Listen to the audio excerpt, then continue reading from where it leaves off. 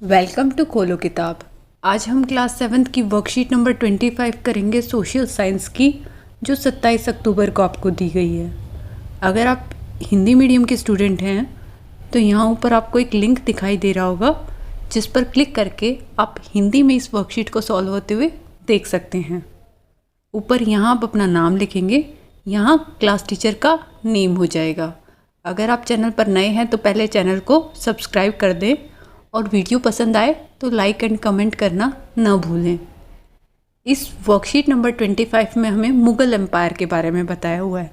इससे पहले की वर्कशीट में भी हमने मुग़ल एम्पायर के बारे में पढ़ा था, जिसमें हमने आपको एक ट्रिक बताई थी, भाजसा। ये सीक्वेंस होता है मुग़ल्स का। सबसे पहले बाबर आए थे, बाबर के बाद हुमायूं, हुमायूं के बाद अकबर, अकबर के बाद जहांगीर, जहांगीर के बाद शाहजहां और शाहजहां के बाद औरंगजेब। मतलब बाबर के बेटे हुमायूं, हुमायूं के अकबर, अकबर के जहांगीर, जहांगीर के शाहजहां, शाहजहां के औरंगजेब। ये पहले अकबर, ये ए से अकबर और इस ए से औरंगजेब है। आपको ये ट्रिक याद ही होगी। पिछली वर्कशीट में हमने बाबर, हुमायूं और अकबर के बारे में पढ़ा था। अब हम जहांगीर, शाहजहां और औरंगजेब के बारे में इस वर्कशीट नंबर 25 में पढ़ेंगे। पहले जहांगीर के बारे में देख लेते हैं। यहाँ से आपको पता ही चल रहा होगा, अकबर के बेटे हैं जहांगीर। तो military campaigns started by Akbar continued. जो सैन्य अभियान अकबर ने शुरू किए थे, उन्हीं को आगे कंटिन्यू कौन करता है? उनका बेटा Jahangir. The Sisodia ruler of Mewar Amar Singh accepted Mughal service. जो ये अमर सिंह है, उसने मुग़ल सर्विसेज को एक्सेप्ट कर लिया था।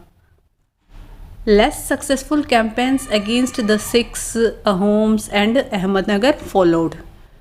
जो अहमदनगर के सिख्स के अगेंस्ट और अहोम्स के अगेंस्ट थे, वो इतने सक्सेसफुल, मतलब इतने सफल नहीं रहे थे वो campaigns. Prince Khurram, the future emperor Shahjahan, जिसको बाद में शाहजहां भी कहा गया था, rebelled in last years of his Ryan.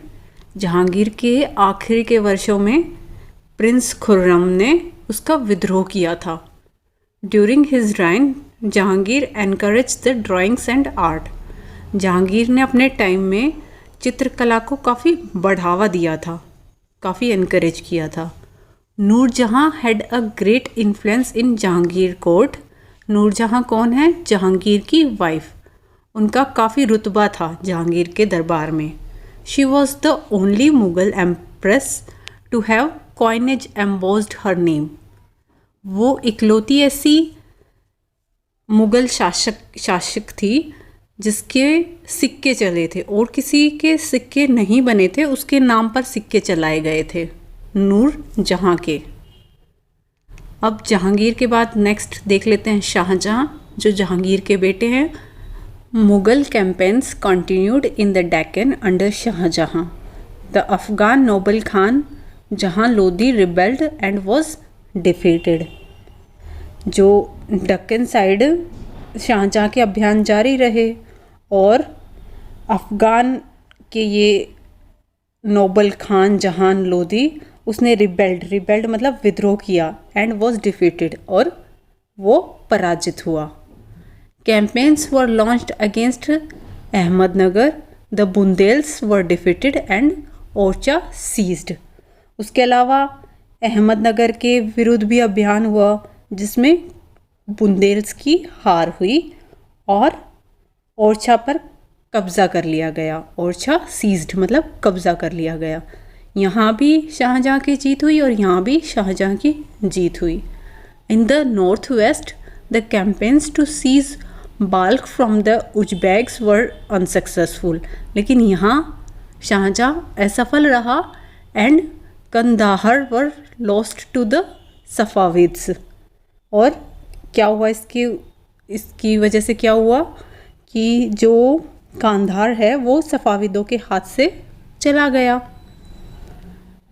In 1632, Ahmednagar was finally annexed and the Bijapur forces sued for peace.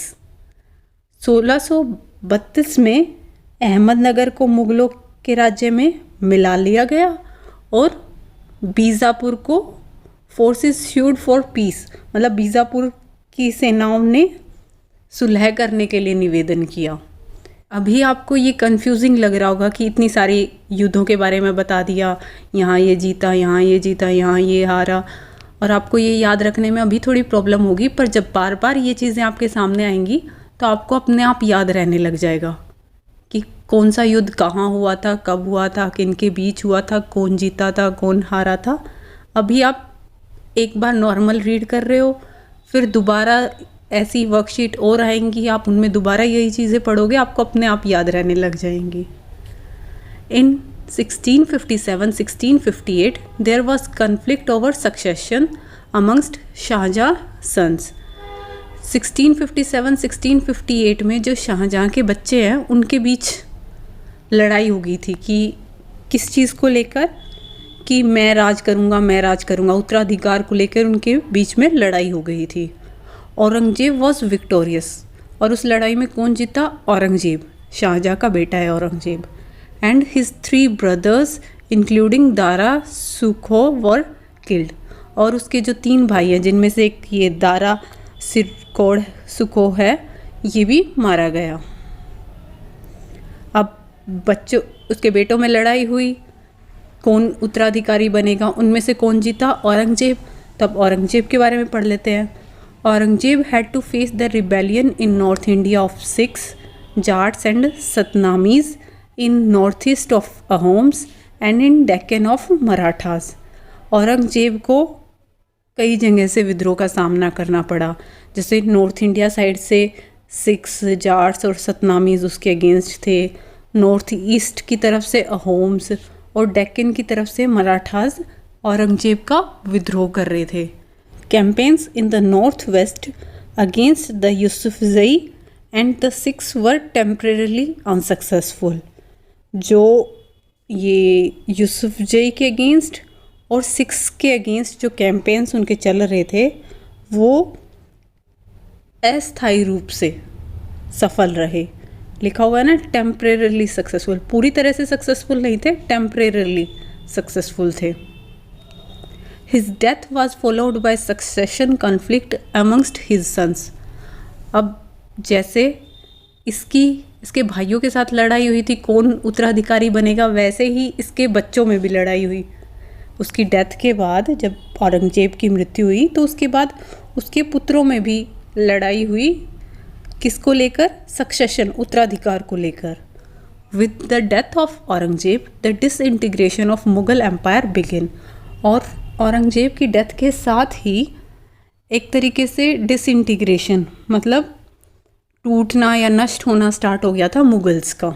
Main Mughals में हमें यही सब पढ़ने थे, बाबर, हुमायूं, अकबर, जहांगीर, शाहजहां और औरंगजेब। अब ये क्वेश्चन आंसर दिए हुए हैं। सबसे पहले दी हुई है activity 1, the Mughal emperor Shahjahan is best known for his achievement in architecture, building and वास्तुकला। Collect information about some of monuments associated with them. जो शाहजहां ने डिफरेंट बिल्डिंग्स और वास्तुकला बनाई हैं, आपको उनकी इन्फॉर्मेशन कलेक्ट करनी है। शाहजहां ने ताजमहल बनाया है, ये सबको पता है, ताजमहल शाहजहां द्वारा बनवाया गया है। तो आप सिर्फ ताजमहल नहीं और बाकी क्या क्या चीज़ें बनवाई हैं उन सब की आपको इन्फॉर्मेशन कलेक्ट करनी है। It is known to all that Shahjahan build the Taj Mahal of Agra, but apart from this there are many world famous historical buildings which were constructed during the reign of Shahjahan. मतलब शाहजहां के टाइम पे सिर्फ ताजमहल ही नहीं और भी कई चीज़ें बनवाई गई हैं। Mughal ruler Shahjahan was very fond of architecture. Mughal ruler Shahjahan को काफ़ी शौक था आर्किटेक्चर का। Not only in Agra, in many parts of country Shahjahan build many beautiful buildings which people still come to see. सिर्फ आगरा में ही नहीं, देश के बाकी कोनों में भी शाहजहां ने कई ब्यूटीफुल बिल्डिंग्स बनवाई हैं जिनको आज भी लोग देखने जाते हैं, जैसे कि Lal Qila. One of such world famous historical building is the red fort located in Delhi. This building is considered the pride of India. इसे हमारी इंडिया की शान माना जाता है लाल किले को। बी इट इंडिपेंडेंस डे और Republic Day, the prime minister of country host the flag here. चाहे स्वतंत्रता दिवस हो या फिर गणतंत्र दिवस हो, इस दिन प्रधानमंत्री यहाँ झंडा फहराते हैं।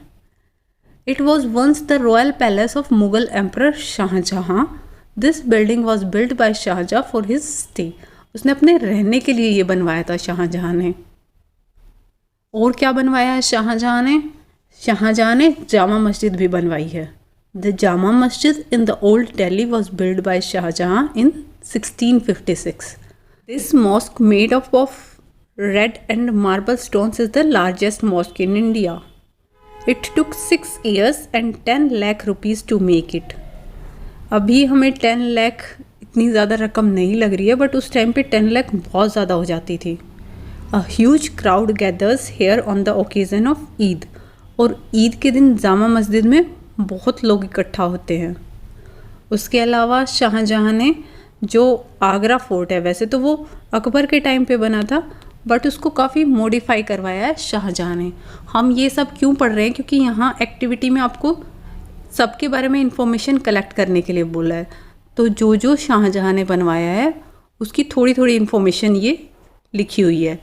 The Agra fort may have been built during the reign of Akbar, but the credit for existing structure goes to Shahjahan. कि भले ही वो अकबर के टाइम पे बना था, बट जो आज उसका स्ट्रक्चर है, एग्जिस्टिंग स्ट्रक्चर, उसका क्रेडिट शाहजहाँ को जाता है। Shah Jahan completely changed this fort. उसने कम्प्लीटली चेंज कर दिया था आगरा फोर्ट को। After destroying many interior spaces they were rebuild with a new design. मतलब जो अंदर का इंटीरियर स्पेस है उसको तोड़ के और उसकी जगह रीबिल्ड, दोबारा से बनाया नया design. People come from far and wide to see this fort situated just a short distance from the Taj Mahal. लोग दूर दूर से इसको देखने के लिए आते हैं। और ये कहाँ है? ताजमहल से थोड़ी ही दूरी पर है आगरा फोर्ट। और भी शाहजहाँ ने बनवाया हुआ है। मोती मस्जिद आपने सुनी होगी, वो भी शाहजहाँ ने ही बनवाई थी। The fame of Mughal emperor Shah Jahan has also been for building monuments. He had a good knowledge of architectural art. The beautiful Moti Masjid was also built by Shahjahan. जैसा कि नाम से ही दिख रहा है मोती मस्जिद, ये बिल्कुल एक बड़े मोती की जैसी अपीयर होती है। It was built in premises of Agra Fort for the people of Royal Court। और इसके अलावा जामा मस्जिद के अलावा जो आगरा की जामा मस्जिद है वो भी शाहजहाँ ने ही बनवाई थी, जो किसको डेडिकेट है? शाहजहाँ की बेटी शहजादी जहानारा बेगम के लिए। हमने काफ़ी इन्फॉर्मेशन कलेक्ट कर ली है उन मॉन्यूमेंट्स की जो शाहजहाँ ने बनवाए थे। अब नेक्स्ट क्वेश्चन देख लेते हैं। नेक्स्ट क्वेश्चन है write down a note on military campaign of Shah Jahan. Shah Jahan के जो मिलिट्री कैंपेन थे आपको उसके बारे में लिखना है। तो ये पूरा भी हमने पढ़ा था। इसके उत्तर में क्या लिख देंगे? Mughal campaigns continued in the Deccan under Shah Jahan. The Afghan noble Khan Jahan Lodi rebelled and was defeated। किसने विद्रोह किया था? अफगान नोबल खान जहान लोदी ने, और वो हार गया था। Campaigns were launched against Ahmadnagar. The Bundelas were defeated and Orchha seized. ये भी अभी हमने पढ़ा था कि अहमदनगर के विरुद्ध भी जो अभियान हुआ था उसमें बुंदेलों की हार हुई थी, और ओरछा पर किसने कब्जा कर लिया था? शाहजहाँ ने। इन द नॉर्थ वेस्ट, उत्तर पश्चिम में, campaigns to seize the Balkh from Uzbeks were unsuccessful. यहाँ ये अनसक्सेसफुल रहे थे, मतलब असफल रहे थे। And Kandahar was lost to Safavids, और कंधार सफ़ाविदों के हाथ से चला गया था, के हाथ में चला गया था। इन 1632 Ahmednagar was finally annexed and Bijapur forces sued for piece. और 1632 में अहमदनगर को मुगलों के राज्य में मिला लिया गया था।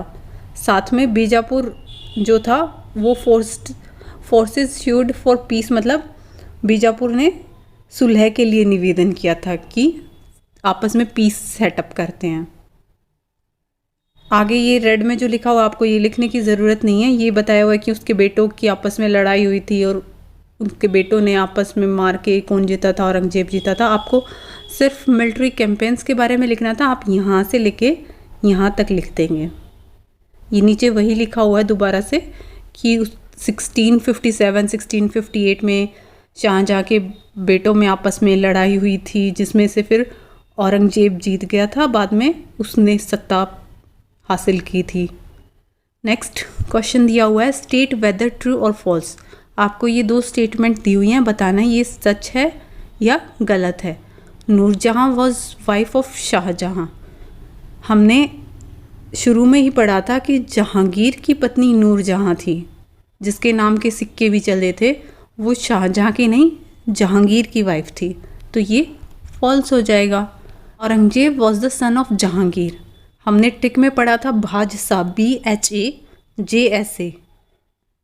बाबर, हुमायूं, अकबर, जहांगीर, शाहजहाँ, औरंगजेब। तो मतलब शाहजहाँ का बेटा औरंगजेब था, ये भी गलत हो जाएगा। जहांगीर का नहीं शाहजहाँ का बेटा औरंगजेब था। ये यहाँ नीचे लिखा भी हुआ है कि शाहजहाँ के बच्चों में आपस में लड़ाई हुई थी बेटों में, और जिनमें से औरंगजेब जीत गया था। नीचे लाल में लिखा हुआ है ना, तो औरंगजेब जहांगीर का नहीं शाहजहाँ का बेटा था, ये फॉल्स हो जाएगा। नेक्स्ट एक्टिविटी 2 में दिया हुआ है, suppose you are a Mughal emperor, what steps would you have taken to stop for the war for succession conflict. कि मान लो आप एक मुगल शासक सम्राट हैं, तो आप क्या स्टेप्स लेंगे कि जो आपके उत्तराधिकारी हैं उनके आपस में लड़ाई ना हो। जैसे ये अभी दिखाया था ना कि ये सब आपस में लड़ते थे, उनके बच्चे ही आपस में लड़ते थे गद्दी के लिए। तो आप अगर शासक होते ऐसा क्या करते कि आपके बच्चे जो आपके बाद उस गद्दी को संभालते वो आपस में लड़े ना। मीन तो यही है कि आप पहले से ही डिवाइड कर दें, पहले से ही क्लियर कर दें किसको क्या हिस्सा मिलेगा। आप इस उत्तर में क्या लिख सकते हैं कि एक तो ढंग से अपना प्लान बना ले, formalise your family succession plan to avoid disagreements down the road. It is essential to maintain an open dialogue with family members as you prepare the plan and get them involved in order to avoid family discord। अब family का अगर आप पहले से ही ढंग से plan बना के चलेंगे, सबके साथ ओपनली डिस्कस करेंगे पूरे फैमिली मेम्बर्स को बैठा के, तो कन्फ्लिक्ट होने के कम चांसेस हैं, क्योंकि आप पहले ही क्लियर कर देंगे अपने बच्चों में किसको क्या मिलेगा, किसका क्या रोल होगा। उनको अगर आप इन्वॉल्व करते हैं उस प्लान में, तो कन्फ्लिक्ट होने के, कलह होने के कम चांसेस होते हैं। Once the succession plan is finalised and your successor chosen, communicate a clear action plan for coming months and year to family members and employees. जब एक बार आप प्लान बना लें, चूज़ कर लें कि कौन आपका उत्तराधिकारी बनेगा, तो एक क्लियर एक्शन प्लान बताएं आगे के महीनों के लिए, आगे के सालों के लिए कैसे करेंगे, क्या करेंगे, वो सबको पहले ही क्लियर कर दें। Reassure them that you will have the mentoring and training in place to develop your successor and that their interest will be considered। और इस साथ में ये भी सुनिश्चित करें कि आप टाइम टू टाइम जो आपने उत्तराधिकारी चुना है उसको गाइड करते रहेंगे, उसको ट्रेनिंग देते रहेंगे, और साथ में उनको किस चीज़ में रुचि है उस बात का भी ध्यान रखें। अब किसी को इंटरेस्ट ही नहीं है और ज़बरदस्ती आप उस पर थोप दो कि आपको तो यही करना होगा या आपको ये चीज़ मिलेगी, तो पहले सबका इंटरेस्ट भी देखें, उनके इंटरेस्ट को, उनकी रुचि को कंसीडर करें, और सबके रोल रिस्पॉन्सिबिलिटीज़ को डिफ़ाइन कर दें कि फैमिली मेम्बर में कन्फ्यूज़न ना हो आपस में। सबको उनके रोल, उनकी रिस्पॉन्सिबिलिटीज़ क्या क्या उन्हें करना है वो पहले से ही पता हो, ताकि बाद में उस चीज़ को लेके मिसअंडरस्टैंडिंग ना हो। मिसअंडरस्टैंडिंग ही धीरे धीरे बढ़ के काफ़ी बड़ा रूप ले लेती है युद्ध का। मिसअंडरस्टैंडिंग को अवॉइड करने के लिए आप पहले ही डिफाइन कर दें सबके रोल्स एंड रिस्पॉन्सिबिलिटीज़ को। A family member might be a stakeholder in the business, but that does not necessarily mean that he or she has the right to be involve in daily operations. So उनके role and responsibilities define होंगे तो conflict होने के कम chances हैं। इसी के साथ ये वर्कशीट हमारी कंप्लीट हुई। मिलते हैं नेक्स्ट वीडियो में अगली वर्कशीट के साथ। Don't forget to like, comment, share and subscribe the channel. Thank you.